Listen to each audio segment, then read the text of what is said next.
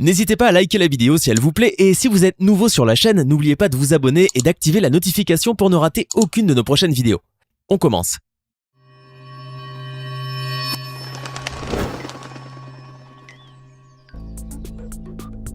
Bonjour et bienvenue à tous. On le savait, jeune, riche, beau et surtout tatoué de la tête aux pieds. Son nom a souvent fait trembler les réseaux sociaux et a régulièrement été cité dans les médias. Depuis juillet 2019, cependant, la stupeur est de mise depuis que le grand public a appris que Swagman, désormais présumé grand escroc, se retrouve derrière les barreaux après avoir potentiellement mené en bateau des dizaines de personnes et être accusé de blanchiment d'argent. Pourquoi donc est-il en prison et pourquoi en Tunisie? Quel délit a-t-il vraiment commis? Sa vie était-elle si belle qu'il voulait nous laisser croire? Et surtout, d'où provient vraiment son argent? Aujourd'hui, vous saurez tout sur ce supposé riche jeune homme au caractère bien affirmé et si insolent. Installez-vous confortablement car nous allons tout vous dire sur ce personnage parti de rien. Les origines. L'histoire de Swagman est très ambiguë, car bien que le rappeur aime se donner en public et faire parler de lui, il est toujours néanmoins resté très discret par rapport à sa vie personnelle et ses origines. Tout le monde s'est pourtant toujours demandé comment il avait pu bien obtenir son exceptionnelle richesse supposée, et les plus incroyables rumeurs ont circulé. Certains juraient que Swagman avait gagné une somme incroyable au loto, d'autres encore pensaient plutôt qu'il était l'un des actionnaires de Rockstar Games, ou plus rocambolesque encore, le fils caché du célèbre colonel Kadhafi. Certains ont même avancé qu'il serait le descendant du roi d'Arabie Saoudite. Mais comment Swagman a-t-il véritablement fait fortune? Et pourquoi est-il au centre de l'attention aujourd'hui? Nous vous promettons que nous allons répondre à toutes ces questions, mais pour cela, reprenons pour commencer les éléments de sa vie tels qu'il la raconte lui-même. Voici donc ce que Swagman déclare aux médias qui l'interrogent sur sa vie.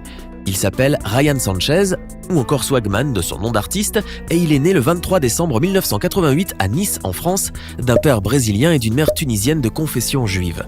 Il grandit dans le sud de la France et connaît une enfance plutôt déséquilibrée. Orphelin de père et de mère et enfant de la DAS, il erre de famille d'accueil en famille d'accueil, ce qui n'arrange pas sa situation. Ryan possède cependant depuis tout petit un caractère effronté et ambitieux qui le pousse à braver tous les interdits. Il sèche même les cours pour pouvoir gagner de l'argent. Un argent qu'il se fait de manière souvent frauduleuse et illicite. À 16 ans, il se retrouve alors pour la première fois derrière les barreaux de la prison de Grasse pour avoir commis toutes sortes de délits mineurs. Il sera libéré quelque temps plus tard. Ryan Sanchez passe ensuite plusieurs mois dans la rue et SDF. Il est obligé de dormir dehors. Un jour, il trouve un job en tant que DJ et c'est là que sa carrière d'artiste débute. Le 21 août 2009, Ryan Sanchez publie une vidéo dans laquelle on peut l'apercevoir croulant sous la fortune, environ 20 000 € en espèces.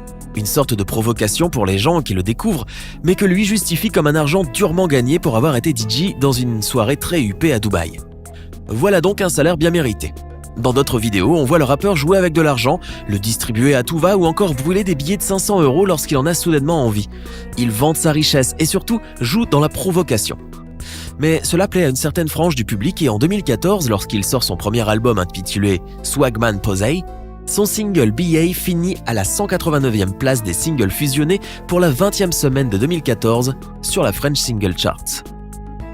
Son histoire est belle, si belle et unique que le magazine Vice lui consacre un article, le comparant notamment à Fatal Bazooka, le rappeur fictif incarné par Michael Youn qui a connu un succès similaire.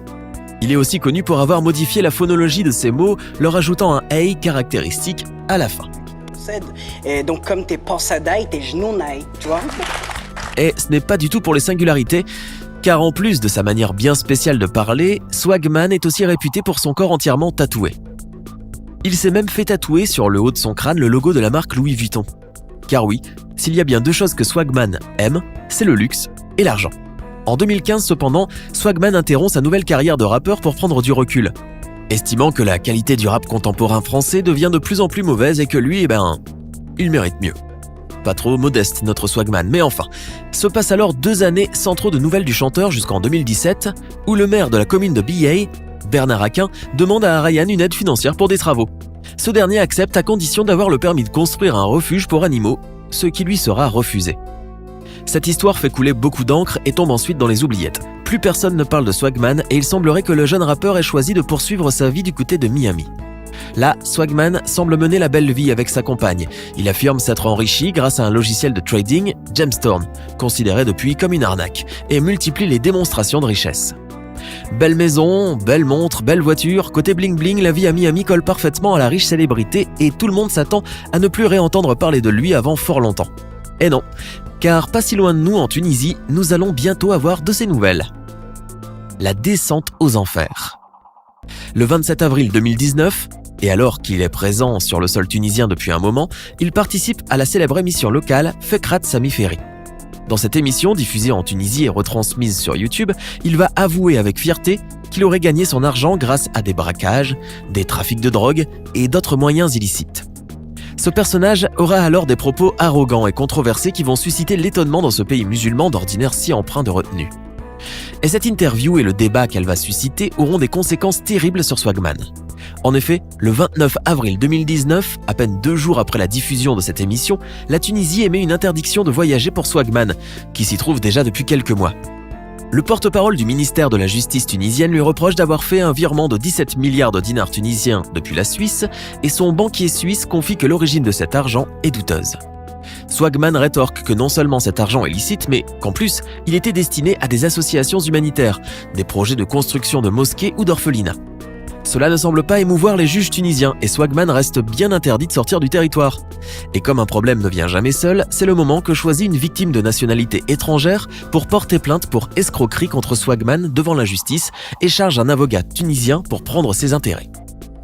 C'est alors qu'une trentaine de victimes de Swagman sortent de leur silence et créent une communauté sur les réseaux Facebook pour crier haut et fort à l'arnaque et pour dénoncer le coupable devant le monde entier.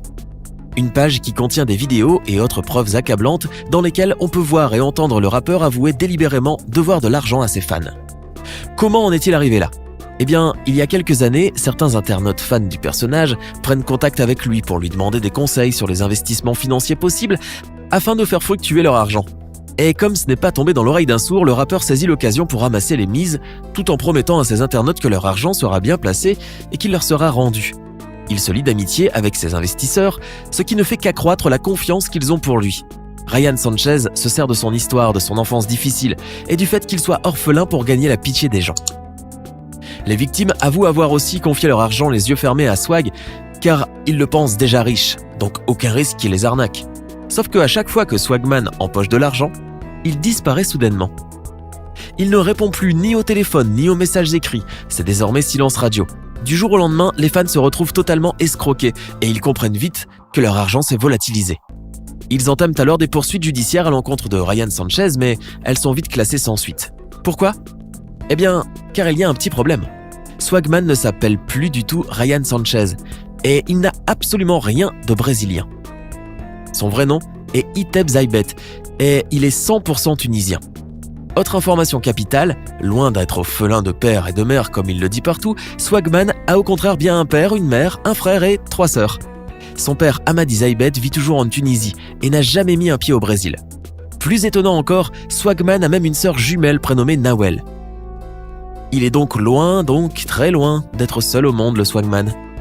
Lors d'une interview consacrée à son frère jumeau, Nawel le décrit comme un homme très intelligent. Je pense qu'Iteb a souffert de l'absence de figure paternelle, il est très ambitieux. C'est un stratège prêt à tout pour accéder à la célébrité. Il est très intelligent, j'ai peur qu'il ne se perde dans son propre jeu.